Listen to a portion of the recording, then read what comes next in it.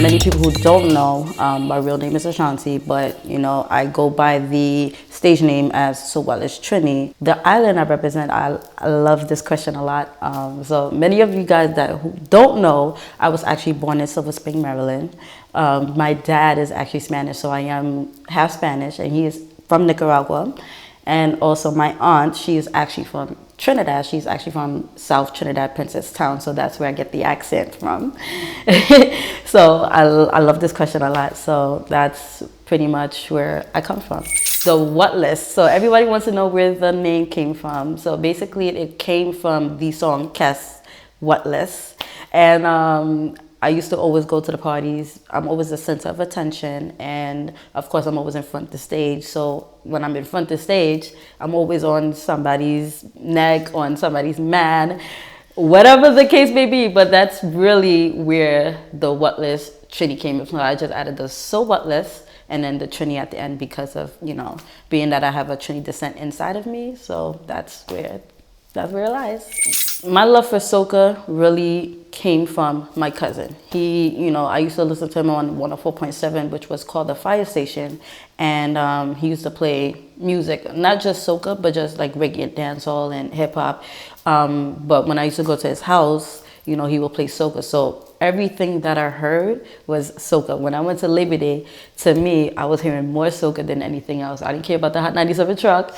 I was just like, listen, I need to hear soca. But really and truly, old school soca was really what's in my heart. I love soca as a whole, but old school soca will always lie in my heart, and that's where it will always be. So that's where the love of soca comes from.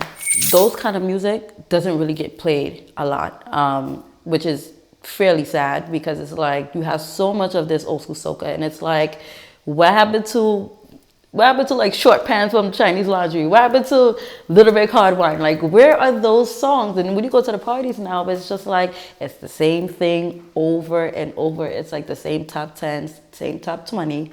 And it's just like, we need to bring that fun back. It's like, bring it back to Elite Art Days. I have never been to that. You know, I was a baby. I went to school doing homework. So while everybody was 18 or trying to sneak in as a little 18-year-old, you know, going to these parties, I've never been to it. But, you know, that's where those old school soca came abroad. So, you know, I felt like it was time for me to bring it back and, you know, just enjoy what I love to do most, is just play old school soca, or soca as a whole, as you can say.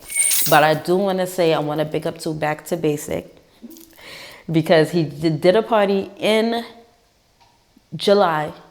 July 31st, I should say, called Soca Circa.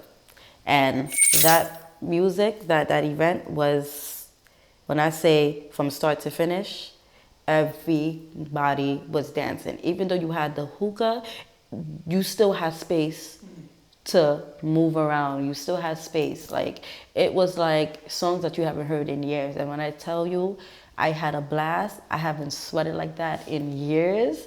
So I want to say big up to Back to Basic for doing that party called Soca Circa, and it was just phenomenal. That's a big thing to say, that yes. You haven't sweated like that in years. Yes, I haven't sweated like that in years. So that's why I said it's only certain events that you could go to that can give you that kind of music, that kind of feeling. Yeah.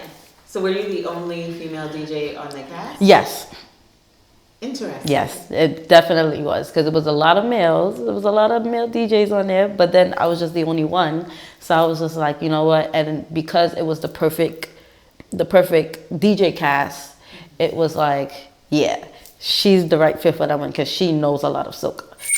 Here's my thing. I'm trying not to be in that box of being just a soca DJ. I want other people to see that I can play not just soca. I play reggae, because, you know, I am on a Guyanese radio station called Majestic Music Radio, and when I'm on that radio, I do speak on the mic. I do play reggae, dancehall, hip hop, Afrobeats, and all that stuff. So when I do my mixes, I don't want it to be just about soca, and I don't want to be bracketed as that. I want it to be where it's like, okay, well, so Wotless Trini, you know, she loves soca, but now I see her talent as playing other genres. But now, again, I don't want to be early warm up and just playing early warm up. I also want to be in a primetime slot where they can actually see that she's actually playing other genres besides soca. So I don't want to be put in that bracket. Yeah. Yeah. But when you are playing and when you get to that prime spot, how do you know you're moving the crowd? How do you know what's going to be a hit? How do you read the crowd so that you can actually give that energy? For me,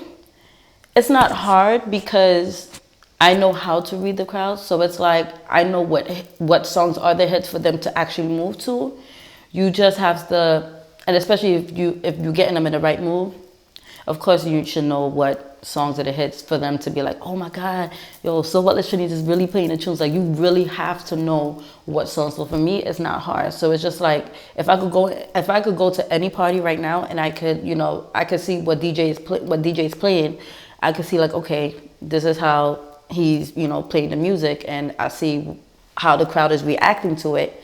So let's say if I try to do the same thing, I may not play back the same things, but I will make sure that when I am playing, I am dedicating to the crowd, so I know that that's the hit. But when I do get into that, not just the soca, I could just switch it and go to the Afrobeats. Like I gotta start playing like, something that they actually know. But then I also wanna put old school soca in their mind, just to be like, listen, I'm gonna play these old school soca tunes because we're not gonna play the typical ones that we normally know, like the pump me up and the turn me on.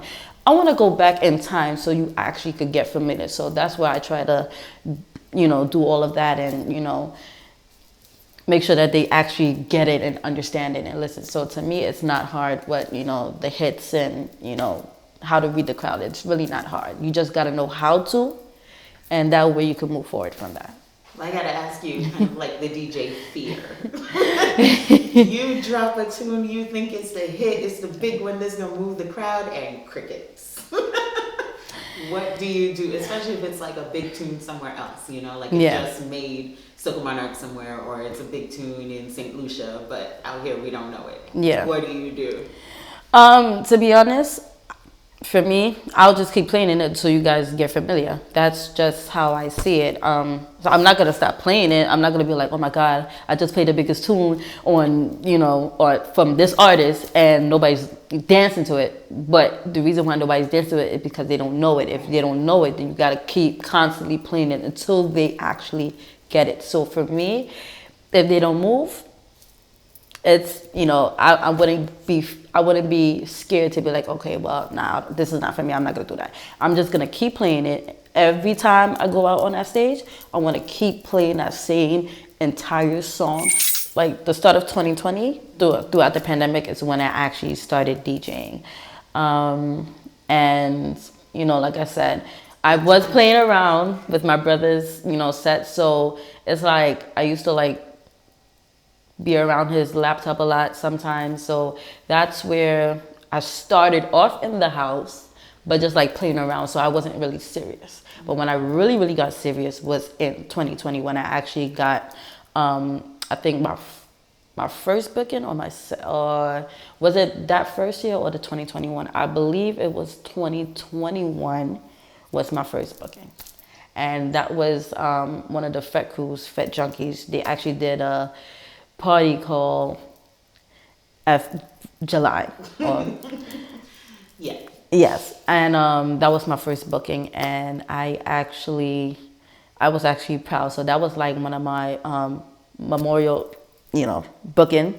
That was the first booking I ever gotten, and ever since then it kind of blew up, and then everybody was just booking me left, right, and center, and I was just like, oh my God, this is actually happening.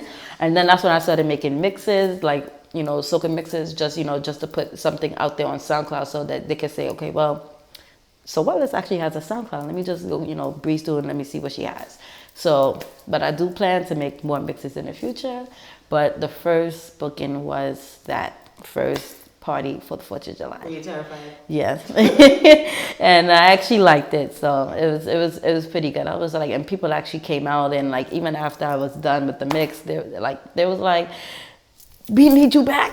We need you back again. I was just like, okay. And then, I went back for the second one. And it was, successful, but I wouldn't trade that for the world.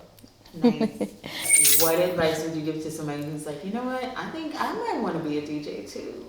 The best advice I could give them is to be confident, and to just be yourself. And I want to shout out to Pocket. So he is actually why I am the way I am today. You know, why, yes, he actually got me to be on my A game. He's the one that saw me from like when I was just starting, and he was like, are you playing or are you playing? He was like, if you're gonna do this, be serious. So I have to shout out to Pocket from Conquest Sound. He is one of my major influencers.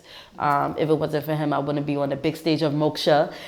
So that was really why I will always thank him. He, you know, he has done everything for me. If there's anything that I need, I usually, you know, speak to him directly, personally, and he will, you know, give me some advice.